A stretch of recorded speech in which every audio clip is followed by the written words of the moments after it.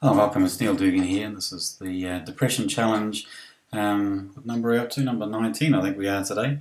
And what we're going to have a look at today is, we talked about yesterday, we're turning a corner in our work at the moment. We're actually coming out of the depression cycle, which is a downward spiral, and we're looking at the conversion of this depression cycle into an upward spiral, which is about awakening and eventually enlightenment. So yesterday I talked a little bit about how the titling changes as we go out of this downward spiral, the depression cycle, and we move into the enlightenment cycle. And so I'm just going to run over those again, and you'll be able to have a look at these different slides that we're putting up. I've got 4 slides for today, and they're very important to make it really easy for you to understand how huge this shift is that we're talking about. So we begin with the first stage. So with our new structure here, of course, what we're talking about is shifting from a process of control and going out of control. Rather than having to deal with this necessity, this need for control, what we're going to is connection. Now this is a hugely different concept, but we begin at the stage of connection. In the past, where we may have experienced slow or depression, what we're looking for now is peace. So we move into the realm of peace. Previously, what we talked about is fast or some kind of manic behavior. What we're looking at there is moving into the process around creative solutions. And of course, where happiness sat in the past, what we have is awakening. So rather than saying that we're going to achieve enlightenment on the first pass, what we're looking at is awakening, and obviously as the cycle is repeated over and over and over again, we head on a steady path towards actually attaining enlightenment. So just extending it out a little bit here now, the connection aspect or the connection phase of the cycle now is filled with things along the lines of love, of compassion, of empathy. So this is the beginning point. We actually begin into our new enlightenment cycle with love, compassion and empathy and other very high emotions. And this is a very emotional approach that we're talking about here, but it's all these very high emotions.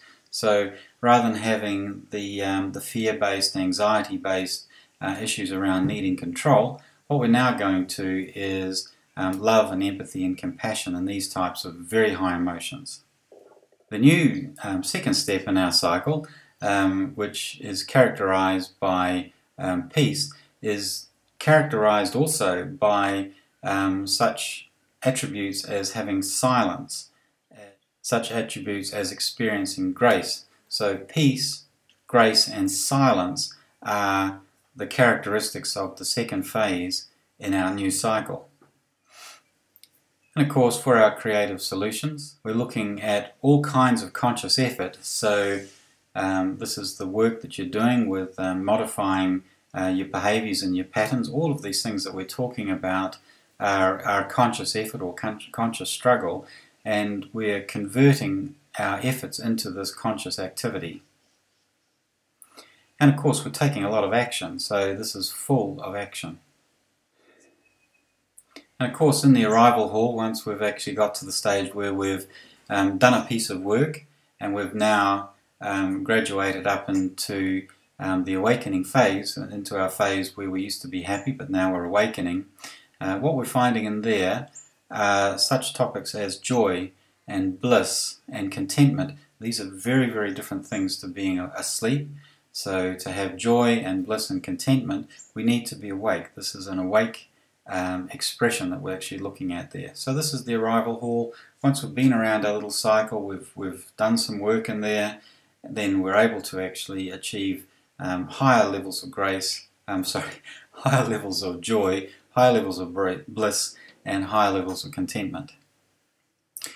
The next thing I'd like to have a look at now is the actual process that the phases go through. There's a very, very critical piece here. So effectively, with any type of balanced or harmonial processing, something will propose something or other, another thing will either deny or question or perhaps be passive to the suggestion, And then a third part will come in and reconcile or harmonize or do something with the countering argument. So it's like a proposal and some kind of rebuttal that you might think about in a debating process or something like that, or an argument.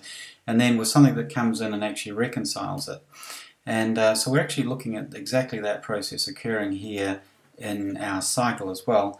So in this case, when we're sitting there with connection, connection is where we do our proposal, and in peace is where we actually do our process around either being passive to the proposal or questioning. So it involves both things, but it's done in a very peaceful way, a very non-violent way.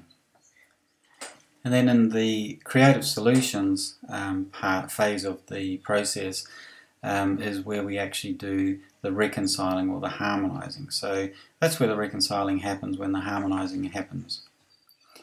The very last aspect of this that I want to have a look at here today is the fact that where we've got the actual the connection process is very much the emotional stuff. So this is all the things that are happening within the emotion, so in the emotional mind, so here in the chest. The next part of the process is occurring in the practical part of our mind. So like this is the part that's practical, common sense, making sure that everything works. This is the part that's doing the questioning or the challenging, and it's a very practical aspect of our mind, so it's a practical mind aspect. And then lastly, where we're actually doing all this reconciling part is in the intellectual part. So this is the part that's logical and weighs up the argument of the emotions and the practical, and is able to assess all of the relative merits and to bring together some suggestions around how these things might actually be harmonized. So rather than seeing the intellect as being the demon, what we're seeing here is the intellect having heard the argument of the emotions, having heard the argument of the practical mind, is able to bring some reconciliation and some harmony to the situation. Coming out of all of that is the piece of work which then can actually be transmuted into the enlightenment process. So that piece of work, that cycle that we're talking about, literally gets transmuted into the energy of enlightenment. So that's all I have to talk to you about today. I hope you found that useful. It's certainly a revolution what we're talking about here, and the idea of actually turning this downward depression anxiety cycle on its head and actually turning it into this enlightenment cycle where we're going to utilize all of the positive aspects that are actually possible within the depression experience, and actually bring that into the experience of enlightenment. So thanks for watching. Please like and share, and I look forward to seeing you tomorrow. Thank you. Bye.